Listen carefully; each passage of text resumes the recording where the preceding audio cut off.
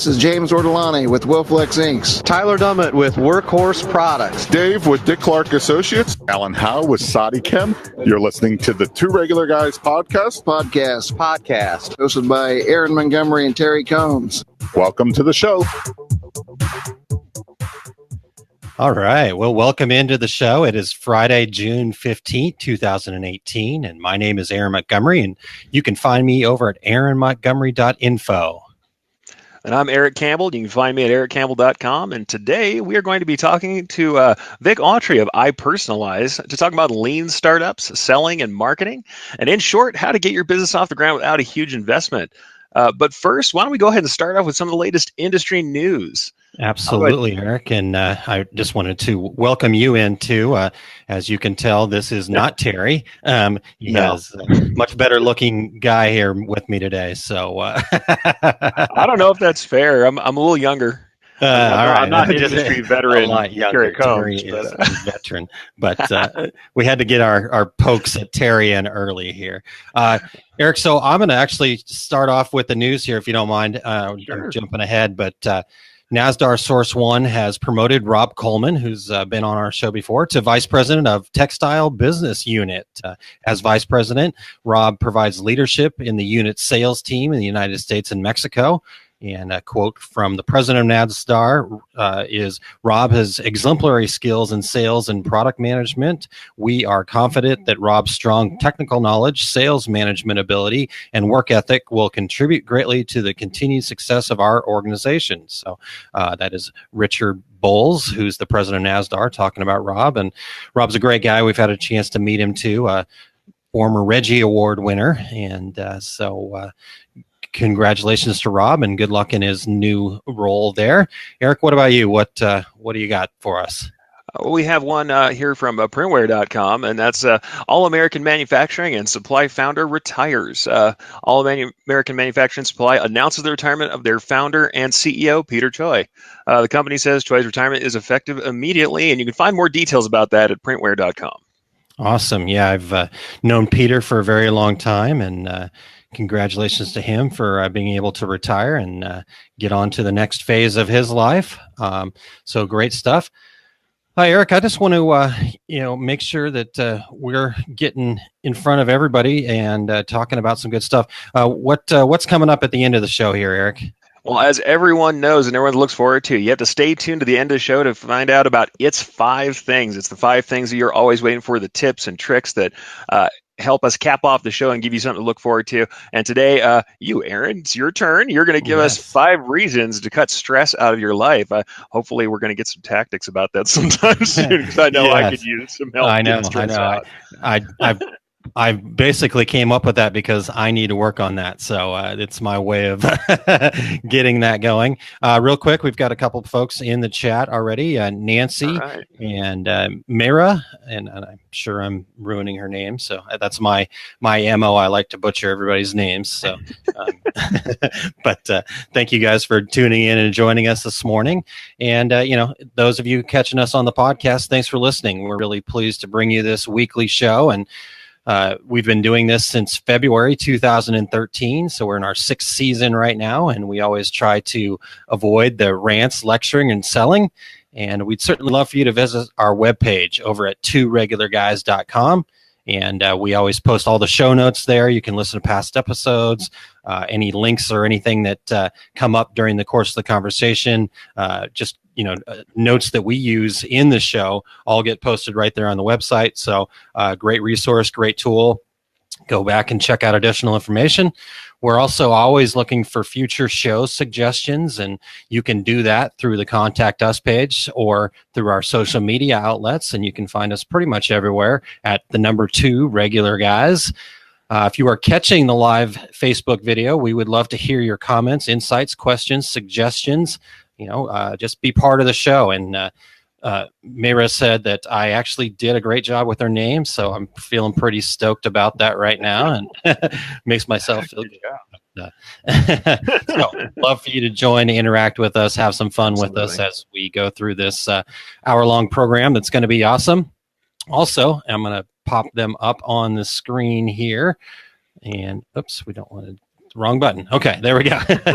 So SGIA is our title sponsor, and I want you to head on over to their website at sgia.org/join and become a member if you're not already. They have a ton of great resources. In fact, up on the website or up on our video right now, we're showing the sgia.org/garment. For all of you garment decorators out there, they have a separate section of their website that talks just to you, and great information going on. You can register for the 2018 SGI Expo in Las Vegas, Nevada, and I'm looking forward to being out at that. I've got 2 seminars that I'll be presenting, and so it's going to be a fantastic event, not just because I'm presenting, but I hope to bring a little bit of something to the show out there. So make sure you also register for the 2018 SGIA Expo. Absolutely. It's good to see what the folks over there at SGIA are doing. And I know there's already buzz about the next ThreadX too. That's something we've been talking about lately. Yeah. So always good stuff coming from the people at SGIA. But with that, why don't we go ahead and get into the meat of the show here? And I'm going to go ahead and introduce our guest, and that's Vic Autry. Now, Vic Autry is the founder and CEO of iPersonalized Network, and he has been in the promotional products and personalization industry since 1990. Before that, he was the general manager and CFO of United Laboratories of America, where he was responsible for managing growth from $2 million in sales to over $25 million. Big numbers there, folks. Back in the day. Back in the day. He specializes in the development of easy-to-use digital tools to promote digital printing production for the promotional products and gifting industries like online designers and order management systems. He advocates for the use of lean startup concepts for budding entrepreneurs and startups in the digital printing and promotional products industries, and the use of one-to-one marketing strategies that market a brand to an individual using personalization, as well as increasing sustainability of promotional products while reducing cost per impression.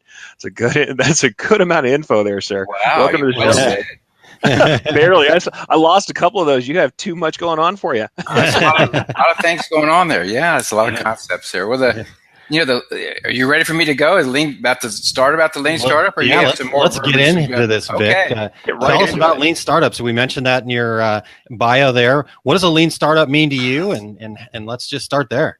Yeah, well, the Lean Startup concept methodology was actually written in 2011 by a gentleman named Eric Ries, and it's basically more of a scientific approach, a process for starting a new business. And what Eric calls a validated learning approach. Simply, and let me boil that down to common sense, is simply getting customer feedback quickly on a product or an idea right up front, and doing it often, and then validating that idea constantly. In the digital printing world, which people that I generally work with, it's pretty clear that they can achieve success if they will follow a step-by-step process, and that which can be learned and which also can be taught. So, anybody that's been involved in providing business services to digital printers, decorators, and embroiderers we know that way too many of them fail because they really did not have a process to go by. No one really educated them on that. They went to a show, NBM show. They went somewhere and got excited, and they should, because, the digital printing equipment with sublimation and all the stuff is beautiful stuff. The equipment's relatively inexpensive. They can get going, and they come up with a great idea, and they should, because it's a booming market. It's a smart thing to do. There's no question about it. But then they tend to spend, some of them buy equipment, buy blanks, buy everything, spend a lot of money, and they spend months and maybe years trying to figure out what they're going to do with it. They try to learn to print and make it perfect. They get a website and they try to make the website perfect. Trust me, no such thing exists anyway. There always need to be tweaked, but they do all this without ever showing a product to a customer and confirming that the idea they have is actually a really good idea. And so it is kind of backwards if you think about it. The smarter way of doing it is what the Lean Startup methodology is to trying to eliminate, number one, the process is eliminate uncertainty. Let's make certain, if we're going to eliminate uncertainty, that we have a good product and that you're showing it to the the target market is good and that you're showing that product to a customer so that they validate that right up front. Learn if you can sell, because there's no point in learning how to print and doing all this other stuff and then finding out you can't sell. It's better to find out if you can sell or not and then learn to print, because if you can sell stuff. You might not make as much margin. You might make 30, 35, 40%. Then if you learn to print, sure, you can make 60 or 70%. You can make more, but you haven't spent all the money first right up front. So It's about eliminating uncertainty. It's about taking a product to the market and getting that feedback, getting that constant feedback loop from people. So that's the core of the idea. Okay. Hey, real quick, I wanted to, you had shared a story with us about, somebody that had wanted to kind of close down their website after 6-9 months. And I think that kind of plays right into what you were talking about with the Lean Startup. You want to share that story with our listeners here? Well, we've done probably 500 sites for folks that are good folks trying to make an income for their family and second job and so forth. And when they call you up after 9 or 10 months and I'm going, they want to cancel. Of course, I go, what did we do something wrong? Or we're not working for you. We didn't think of something? Or we didn't call you back? All of that. But they say, no, I just haven't taken that printer out of the box yet. And you go, oh my God, that's just, how much money have you spent and wasted it? So that happens. That's happened more often than I care to remember, frankly. So. Yeah, and I think Eric and I have seen that, across the decorating space for sure. Just people that failure to launch a little bit, but because they are starting out in their whole wrong way, they spend all of their time and effort trying to figure out how to make this product. But if you can't sell it, it's doesn't really do anybody any good. You just got an expensive hobby. Then they get the fear to failure going on. They get that fear of failure to the point where they won't make little failures, the little things where somebody just doesn't like a product or it doesn't turn out right or your first sample's not great, or they do that sort of stuff, and that keeps them from iterating in public, from getting out there where everybody can see what they're doing and building a market. They've got to throw that product out there and get feedback from them and try something different. Pivoting, as they call in the startup world, pivoting. I can't, in my 5 years of building this software and doing what we do, I have pivoted more times. They say the road to success, people think, oh, you start here and then you go straight up here to right here. No, it's like all over. And then you may get up here but that's reality. Yeah. And that's what people need to understand. And they need to understand going in, they really need to do a honest self-evaluation of themselves. Say, look, have I ever sold anything in my life? Okay, can I sell? Does that scare me? Because if you can't sell, you'll never be successful, even if you're the greatest printer in the world. Yeah. So it's just we all see it. Everybody involved in this industry sees it. It's a wonderful industry, tons of opportunity. I've seen reports showing that the gifting and business and the direct to garment and digital printing business basically showing 8, 9, 10% growth a year for years and years coming. It's just the thing. It's a wonderful idea, but gosh, we need to help folks. I'm doing it for business reasons. Everybody kind of is, but it's just I want to see people succeed, not fail. And I know you guys do too. So I appreciate you letting me be on here today with you. We're very happy to have you. I mean, what you're sharing here is absolutely essential to getting people off the ground. And on that note, what do you find are the primary advantages of starting or growing your business in this lean way, as opposed to the traditional way of just like financing equipment, extending capabilities, working on more product lines? I mean, what is that lean way, and what do you think those primary advantages are for folks? Well, primary advantages is they're not going to waste their time. They're not going to waste their money. If they can do the honest evaluation of where they are, what they can do, what they can't do, so they know going in with the Lean Startup, they know the skills that they have that they can use, and then they also know that the skills that they do not have that they may have to either learn, can they learn them, or can they hire somebody to do this? Now, if you're not a great graphic artist, I certainly am not. I've read about it. I know how it kind of works. I understand JPEG, PNG, PDFs. I work with them every day, but try to get me in there to design a product and figure out aspect ratios and do all that. I will probably flip out. Now, I can sit there and do spreadsheets and do your book work, but you get me into that, it irritates me. It's just not. It's not something I want to do. I'm not going to do it. So people need to know where they are and what their strength is and what is not their strength. If they'll do that, then also going out, and I think one very practical thing when people do have a product in mind and they can design it in Corel, PSD, and a PSD file, start sending out proofs and samples to prospective customers, get their feedback. Does this look right? What do you think about this? How's that look? Doing that. When I was in the promotional business for 25 years, you go get a new account. First thing I want to do is see what the new promo stuff is. Okay, you get samples, put their logo on it. It used to take forever to get that done, but we did it, $50 a piece. But we do now. You can do virtual samples. Send them a proof, get their feedback, find out what they like, and you'll learn by that process if you'll do it that you'll come up with a valid product, and you'll be able to target a certain market. That you're not going to compete with Amazon. You're not going to. The other issue I hear is people say, "Oh, I've got to have these 300, 400, 500 products on my site." Because you can't make 300 or 400 products look good.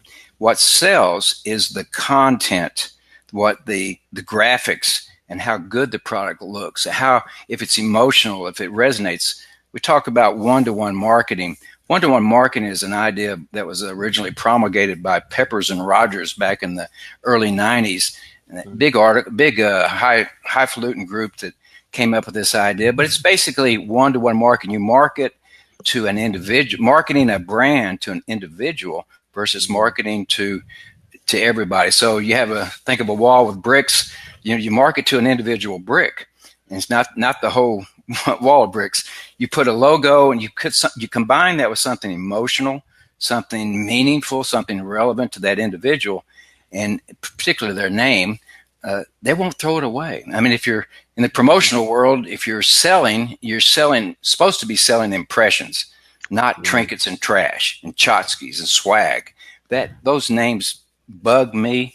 And I thought, gosh, if we can put people's names on something, give them a better looking product, something with some quality to it, they'll keep it forever. I mean, you give them a mug with their name on, a picture of the company on one side and a picture of the baby girl on the other side. They will keep that.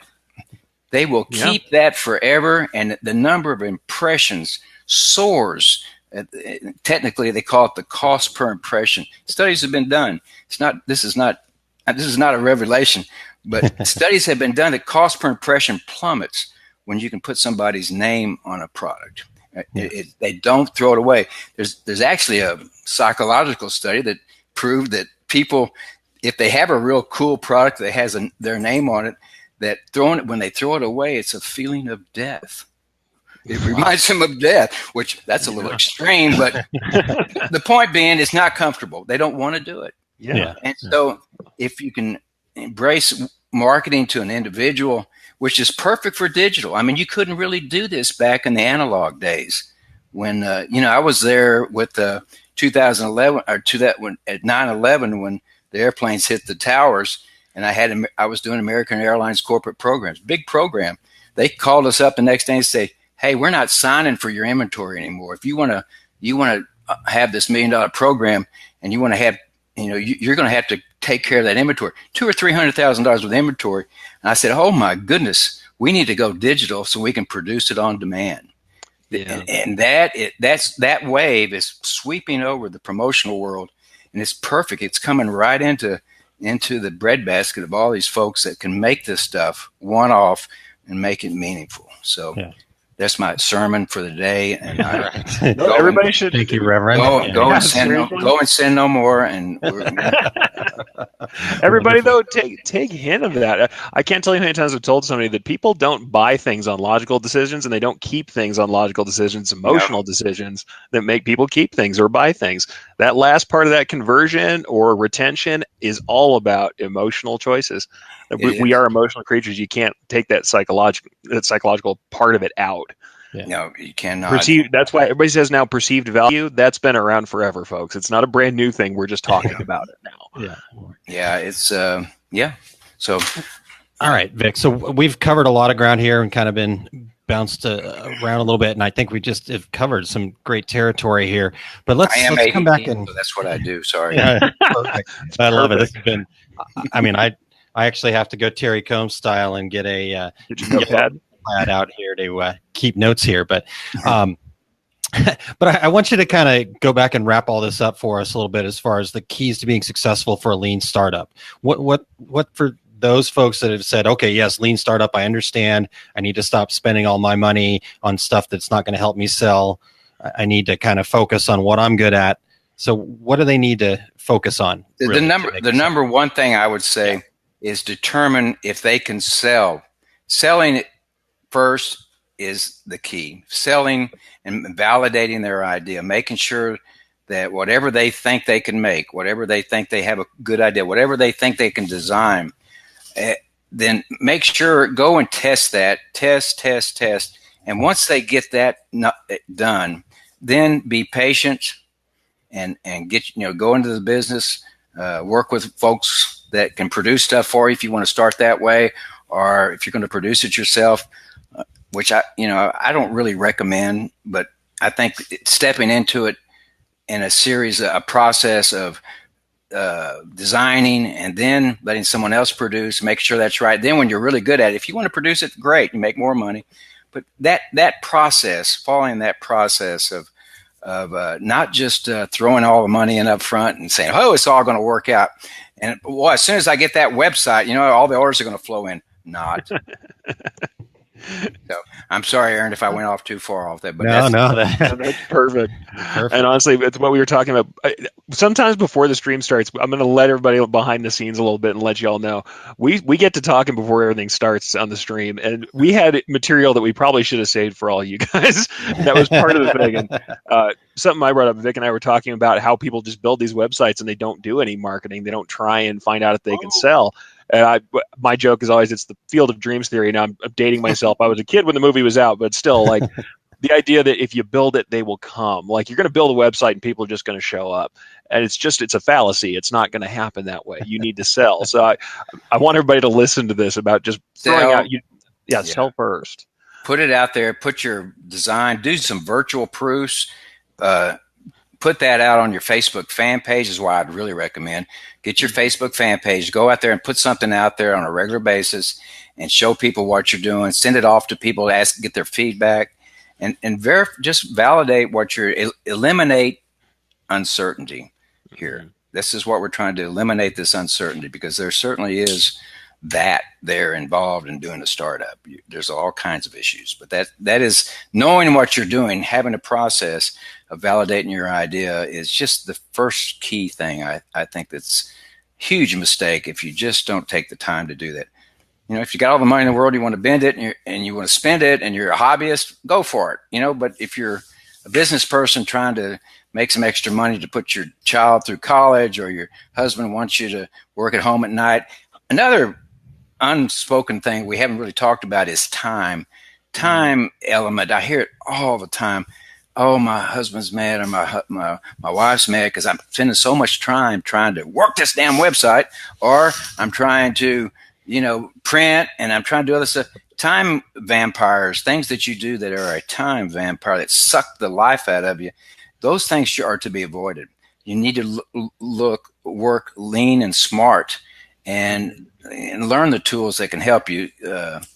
That's a whole different chapter, and I won't get into that, but it's another important aspect. Your time is one of the most expensive parts of having one of these and taking it away from your family. Always keep your time for your family and yourself, not working on a darn website, not working on like me trying to burn my fingers on a heat press like I did before I figured out this is just not me.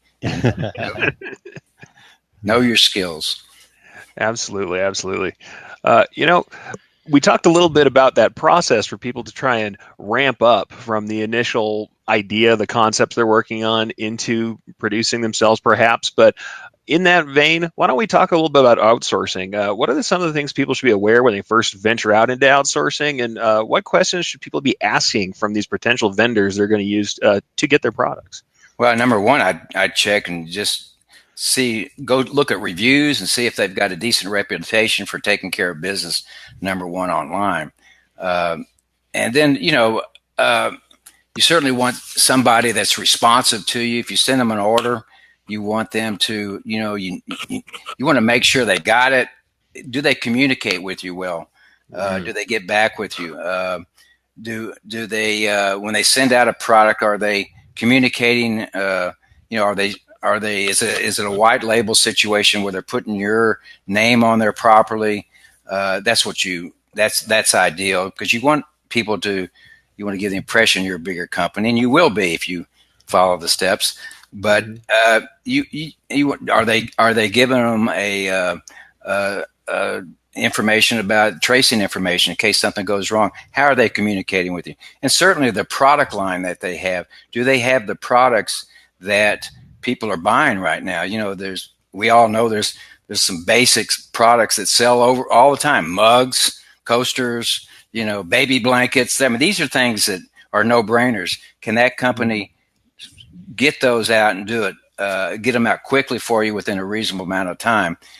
As you know, customers, I tell people about clients and they talk about their website, or it's not perfect. And I say, it's never going to be perfect. You're never going to be perfect. You need to launch. Once you get it going, launch. And then you can always fix things, and you can always make it better, but stay in contact. We like to really stay in contact with our customers. Our deal is that we're 24/7. Of course, I'm not, but the team is there.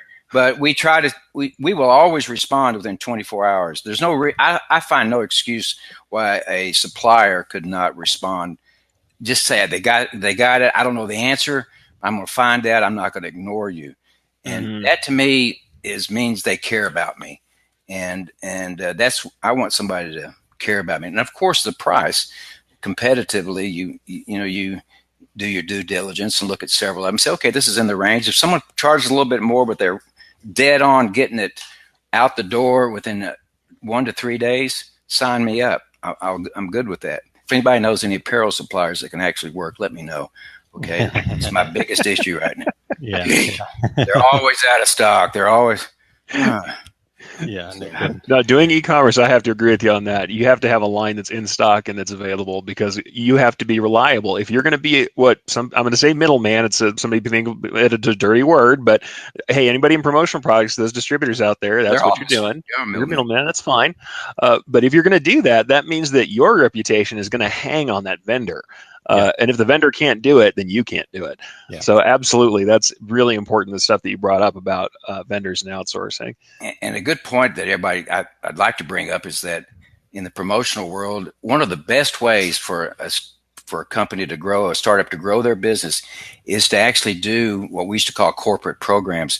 Have a store or something for a company that's doing badges or what have you. Yeah. And the reason you do that is because that store business will come in regular. It may not be a huge amount every month, but it'll be there every month. And you get several of those going. You've got this base, and then every once in a while, because you have their logo and you have their information, then they'll call you up and say, hey, we've got a sales meeting. We've got this. We need 500 of this, 1,000 of this. And you get those bulk orders that are the gravy, that come in, that you really make some good money on it. So you have this base, a foundation of good business coming in monthly. You secure, because it's a program. People won't change. Now, the wonderful thing about doing digital corporate programs now, and I know I'm getting off, Aaron, is that they're non-inventory. There's a huge awakening going on that we can do these corporate programs now without inventory. That's huge. That is just huge. And so back to your point, they've got to be able, the supplier has to be able to get it out within a few days. You can usually work with a week or so, but if it's going to be 2 or 3 weeks, that dog won't hunt in the corporate world. Okay. Excuse my Texasisms there. We love it. My dad's from Texas. I spent my summers there, so I understand the language. When I start talking faster, they come up. I might say, "Do it fast," like a chicken on a June bug or something. But I'm gonna try not to pick it up. My dad's from southern New Mexico, right over in the border. So if I start to pick up your accent, don't feel like I'm mocking you. I'm just slipping back. I'm slipping back into what I try and wash back out. I've tried to drop the word fixing because I do agree it sounds like an illiterate person, but it creeps in sometimes. It's hard to leave that behind. It is. Yeah, I bring it. But these corporate programs targeted is really a great way to grow the business and for everybody, and to have those coming in. So the technology is there nowadays to do that. So I'll get off the soapbox. Excuse me. Oh, that's good stuff. Honestly, I just want to jump in and agree and say that's a big part of what I did in my career as a decorator, corporate programs in it. And believe me, it was bread and butter. It kept things coming in and absolutely foot in the door for custom work. So take it from somebody on the floor. I mean, you can say, "Oh, you're making products and marketing and you're talking about that." I'm like, nope. From a decorator, from personal experience and a lot of work doing it, those corporate programs are serious. You should look into it. Yeah. And and the beauty of it is there's the promotional world, everything's going from analog to digital. I tell people, and you got movies and things like that are like 90% digital now. You've got all these other industries that are 50, 60, 70. You get down to the printing world and it's 22% of the printing world is digital, they say. Wow. Now you get into the quote unquote promotional product suppliers, it's 4%.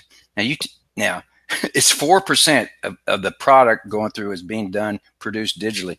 Now I have to think there's a huge amount of opportunity there for people that can actually do it, because I'm promising you talk to a corporate customer and they say, "Oh, no, I'm not signing for inventory and we can't sign for anything like that." They won't do it anymore.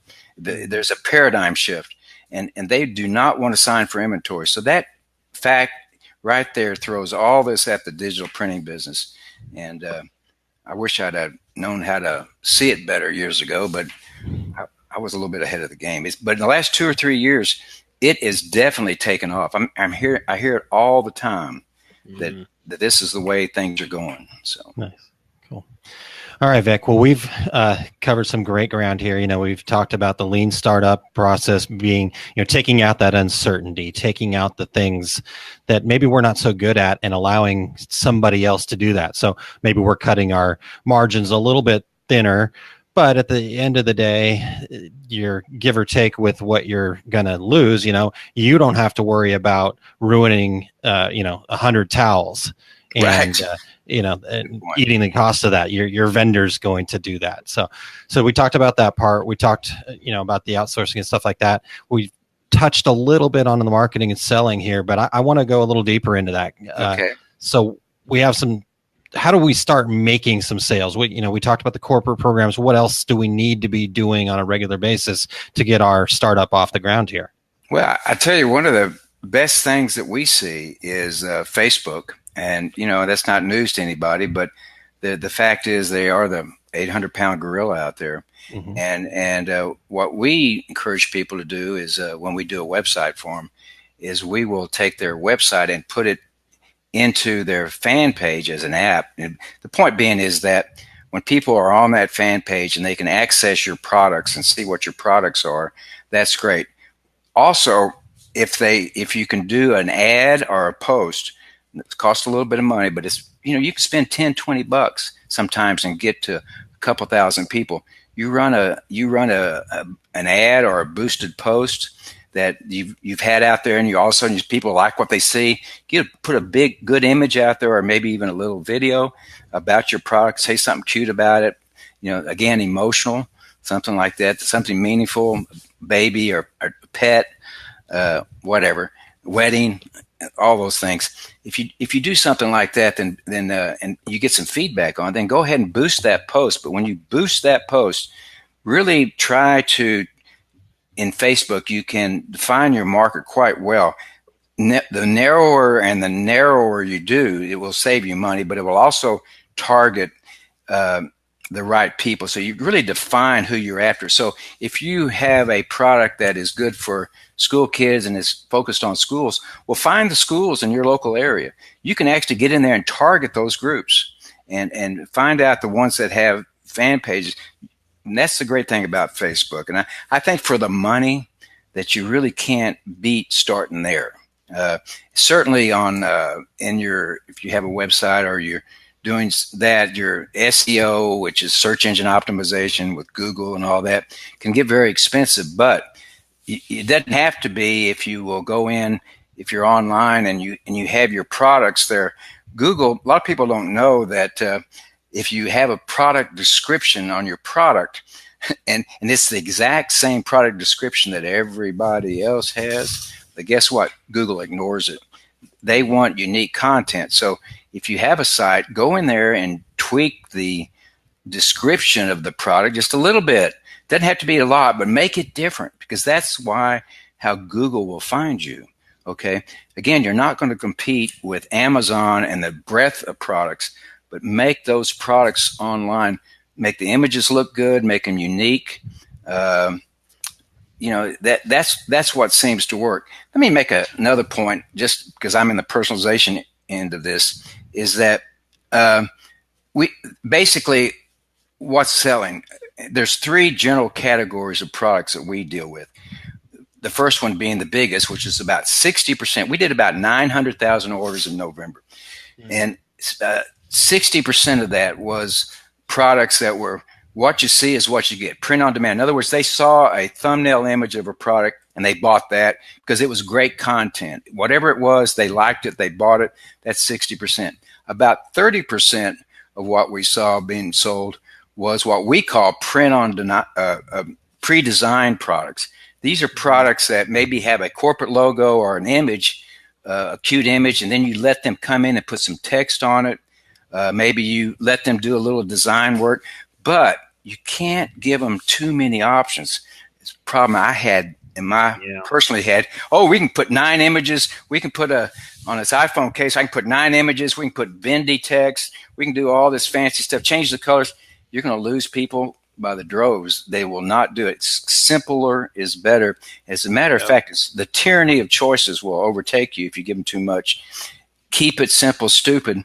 And if they have a corporate logo and it's red and green, terrible colors, but I picked. But if it was, then the text that comes in needs to be red or green. Don't give them too many options. Don't give them too many fonts. The third category is fully customizable products. And that's where a blank product is there and you let somebody come in and design whatever they want. I thought when I got into this 5 or 6 years ago, man, this is the way it's all going to go. Everybody's just going to go in there and do that. The reality is people generally don't want to spend that much effort. Not everybody does. Some people do, the creative ones that want to really have something like that. And it's great to have that functionality because it is 10% growing. The 30% pre-designed is growing. It's starting to come. But, it's focus. You should have if you don't have designs or artwork that you create, go work with an artist, go work with a company, get something that really looks good. That's what will sell. Well, that's the thing. I think that most people think you're going to have fully custom pieces, but I'll agree with you. And this is not to disparage our customers, but years and years of decorating, I know some of you decorators are going to be nodding your heads here shortly. People don't have a lot of vision. 85% of the people you talk to, 85, 90, and that actually lines right up with your sales presentation there about what was happening with percentages. 85, 90% of the people, they have enough to say, here's a logo and I want to put something on it. Can you help me make that look all right? And that's almost all they have. So if you're doing this where you're doing your digital mock-ups, like you said, where you're using these tools, by all means limit the choices. If they have enough choice to feel like they had a say, that's enough for them to feel like I made this decision, I made this thing, and they've got some pride in it without just having, like you said, the tyranny of choice. And it's the same thing, like you said earlier, the products. People want to add a whole catalog of a vendor to a website, and invariably they suffer for it because how many of the same item are people going to shuffle through before they choose? They overwhelm people with that. They overwhelm people with that, and it's it's just not success. It's not what's going to happen. Anyway. Well, there's some real gold in there. You've got I loved your comment about the changing of descriptions.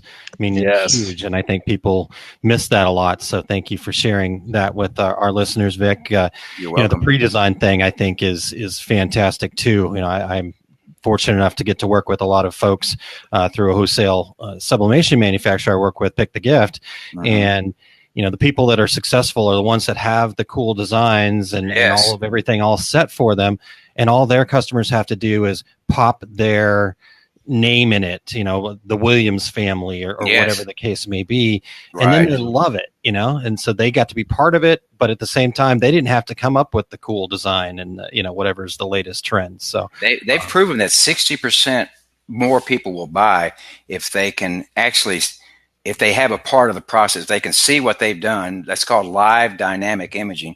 And Yeah. Of course, we provide that, so I'm bringing it up. But the point being is that even if they don't, if they have some participation in it, and it's their part of their creation, they'll 60% more will buy. So work the numbers. Vic, real quick question from one of our viewers here. Do you recommend to visit companies to offer business or email them? I recommend visiting them. I recommend doing both, but I think there's nothing better than one-to-one marketing, which is go in there and let them see your pretty face and well, not you, Eric. I just have to get by on personality. But or me even. Yeah, that's how I got married. Personality. So Yes, that guy knows marketing. But no, I think one-to-one going there and when you go in to see somebody, I mean, if you had even a drawing with their logo on something on a mug or something, take it in there and say, hey, I can do this. And these companies are getting it. They do want to have something that emotionally appeals to their employees for maybe it's a dealer program or an HR program, or if they're a veterinarian. I mean, for goodness sakes, go with a vet, take in a pet bowl picture and have a dog's name on it and say, hey, I can put the pet's name over here and I can put your name on the back here. And every time they feed the dog, they're going to see the name of the vet, and the vet will love it. Everybody will love it. There's so many opportunities with this stuff. It's just because digital is better than analog. Okay, short run, quick, fast, beautiful. What can I say? yeah, I love that Terry's not here too because he's a screen print guy. So just keep. Now, he does direct to garment too, so he gets it. They have their. I mean, you got the. I think a coming thing in the promotional world and is they call it variable data printing. Okay, how about variable data promo? How about if you had a fun run and they're gonna order 1,000 T-shirts for a fun run? Happens all the time. How about if you they know who's coming? Yeah. They have the list. They can send in a list, a spreadsheet. We do, and other people do. It's not unique to us. Can create the images. We can create 1,000 images for that in nanoseconds, and then go offer them that. They're going to say, "Oh, you can do that." Well, yeah, everybody can do it. I'm not, but it's getting people to think about different ways of doing this to take advantage of the digital printing that they have. Absolutely. It's an education process. Yeah. In fact, you're seeing some of the screen printing companies kind of understand that and start to embrace that. You've got M&R with their digital squeegee, where they're screen printing the base of the image, the fun run information. But then they can also pop, like you said, that variable data piece on there and put everybody's name on it. Or, if you do the shirts after the event, how about a name and your finishing time, or, something like that. So there's some cool stuff that you can do with that. And people are understanding there's got to be a mix, screen printing is not dying. No, never understand will. where, no, yeah. I told you 60% is that we have. Yeah, sure. It may drop down to 50, but it's still a lot of money. But it's just having these other. It's still having these other options. We started a couple of years ago. We did the Share a Coke program for Coca-Cola, where they put a name on a Coke bottle. And I didn't get to do the darn Coke bottles because they did 3 million of those a year. But we did get to be there, which would have been wonderful. But we did get to do their apparel program. And I'll tell you what. You put people's name on stuff like that. We also did their Powerade Just a Kid program, where they could put a name of they called us up one time and said, hey, these kids are putting things on there we don't want them to put on there. Can you software take out certain words. And we said, yeah, we can do that. Unintended consequences, you might say. Yeah, exactly.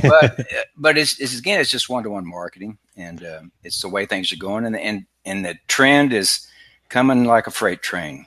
I like to talk about. I have talked about the 4 waves of mass customization. The first wave was when they figured it out. The digital, that they could go digital back in the 80s. And then the second wave was when they started, okay, we're making some equipment. Okay. The third wave was when you had the rise of companies that actually had the software that would produce and put it on product and get that going. And, that's like one of my partners, I like to tell them they're only third wave. But the fourth wave, they don't like that particularly. But the fourth wave is the people like us that are figuring out how to use it, how to market it, and make it happen. And that is a momentum. It's growing. It's going to be a great place to be in business. Nice. Well, absolutely. And I can't thank you enough for being the champion of this fourth wave for everybody here, because I think people really need to hear it, especially the marketing part of it. I think that we all understand how great digital printing is and what we can do with it, but I don't think people have gotten that you have to get out in front of people, that you have to show people these images, that you have to have something and to curate, so you have some content and the rest of the selection set up for people to combat that tyranny of choice, but that with that vision is how you get that buy-in. But before we get done here, I want to make sure I give you a chance. Like, do you have any final tips or overarching strategies for business to either about the process of going into the digital printing, or how to do that marketing, or how to keep their growth lean?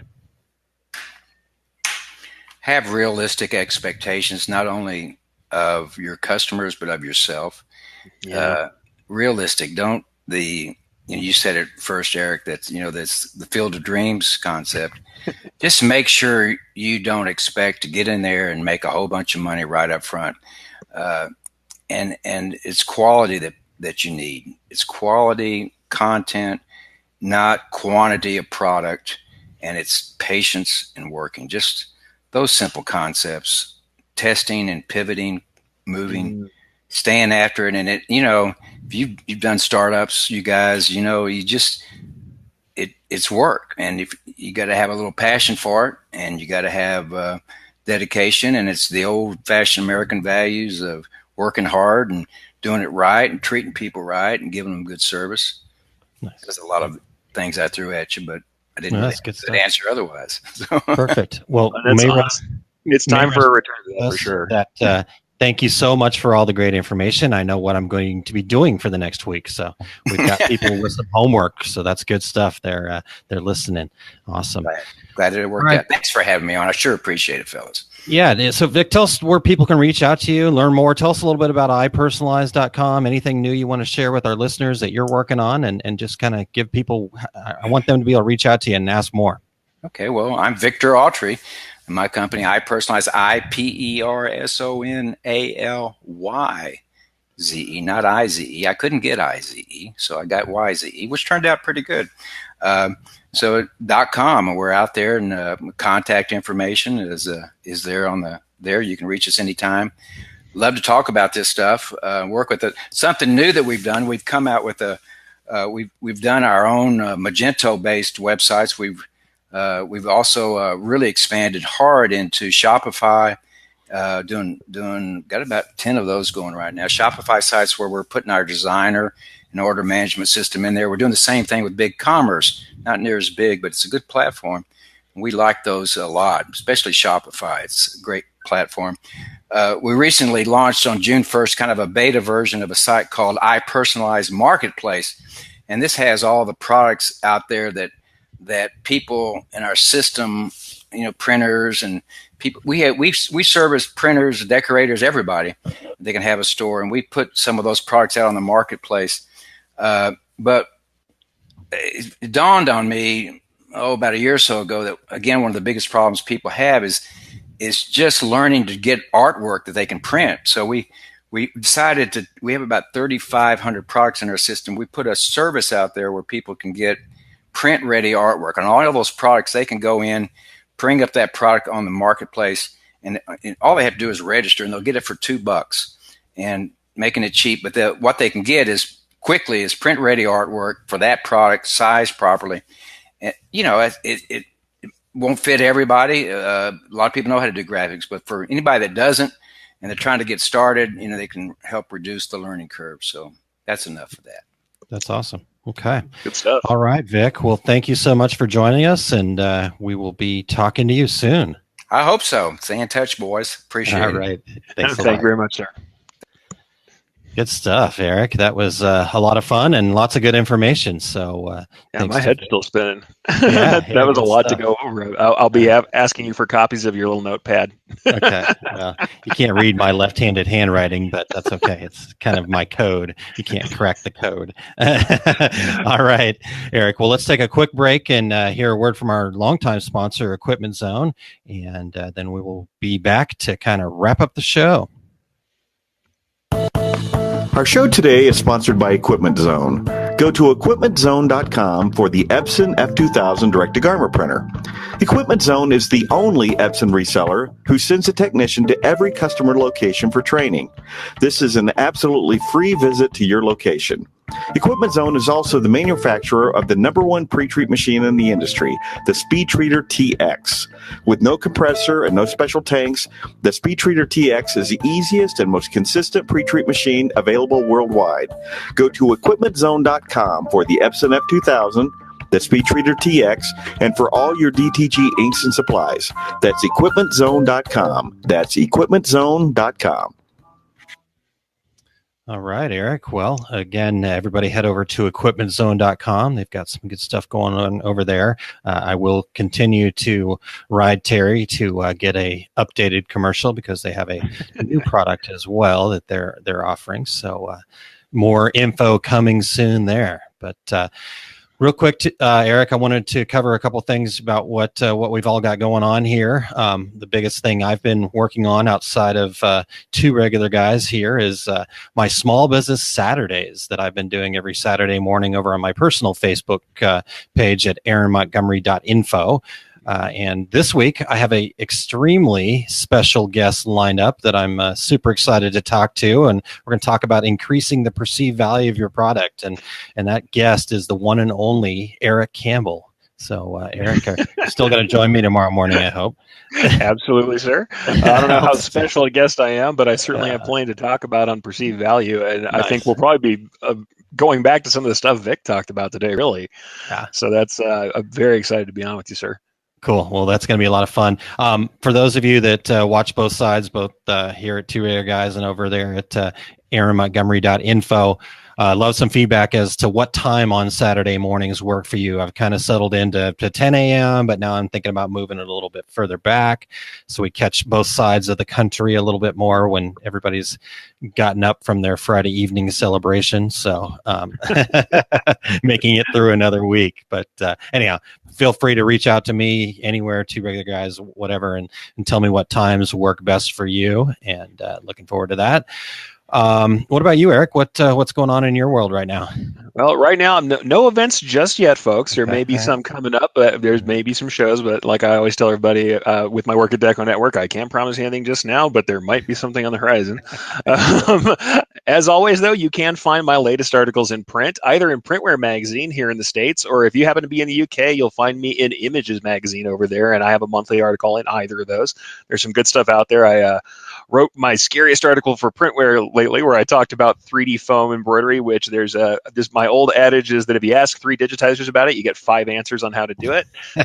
So I went past my fear and decided to show my technique for that. So that's something cool in Printwear. And Images in the UK, we'll be talking a little bit about headwear here shortly. I know lots of people have trouble with that. You can always reach out to me at ericcampbell.com. You'll find me at Deco Network as well, doing my work for those folks. And as you heard here first, I'm joining one Aaron Montgomery tomorrow for the Small Business Saturday live broadcast. So, and guys, if you haven't been checking the rest of those out, you should go back and see the back catalog too. There's been some really great topics. I remember being on really early, and those topics were great too. So don't just listen tomorrow. Go back and check some of that back catalog. There's really good stuff that Aaron's been covering. So I'm excited to get on again. Yeah, it'll be great. It's been fun just kind of growing something new and a little bit different. And Eric was really nice enough to kind of help me explore that early on, and it's kind of grown into where it is today. And so that's really awesome. Back on. Yeah, thank you. Thanks. Really all right. Well, Terry has got his complete screen printing business course in Phoenix, Arizona. It'll be at Workhorse Products, July 21st through the 22nd. And you can find all of his upcoming events at terrycombs.com under the tab Tour Dates. And he tries to keep that updated with much of me poking him to keep that done. But busy guy. That guy travels more than anybody I know, hardly. And so most of his tweets are either food or a picture of an airplane. And or immediately upon getting home on the old balcony bar. yeah. We've how been awesome there before. it is to be in Arizona. Yeah. exactly. So I have to say, you guys should check it out. Equipment Zone, longtime sponsor. They've been putting stuff out on their Facebook page, showing all those educational events that they're doing out there, and you'll see Mr. Terry Combs out there doing what he's probably doing right now instead of being here. So he's got those events on lock. It's all the time. But nice. Without further ado, let's go ahead and wrap up the show with everybody's favorite segment. Here is Aaron with his 5 things. All right. Well, as we talked early on, these are 5 things that I came up with because it's something I need to work on. Eric says he needs to work on it. So let's see what we can come up with here. So 5 reasons you need to cut stress out of your life. And number 1, you will be able to achieve your goals faster. Stress causes you to be reactive and lose sight of the big picture. So you cut out stress and you're going to be able to get there faster. Number 2, you will have better relationships with your friends and family. Who wants to hang out with a grump? And, I know. I'm trying to not be such a grump. So there we go. Number 3, you will be much smarter. And this has actually been scientifically proving that stress does kill brain cells and, again, makes you reactive at the same time. So when you're reactive and you've got a loss of brain cells from things outside of drinking alcohol, it does cause you to be less smart. So you'll be smarter, number 3. Number 4, you will look younger. And I'm working on that. So I'm not 60 years old. I'm actually 40 years old, 44, but that's a different story. Stress leads to lack of sleep, and lack of sleep leads to looking old and haggard. So get rid of stress and get more sleep. Number 5, you will inspire those around you. People will notice the change and will want to know how they can themselves achieve such a change in their life. And if you can share with them how you got rid of the stress, share with me how you got rid of the stress. I would appreciate that.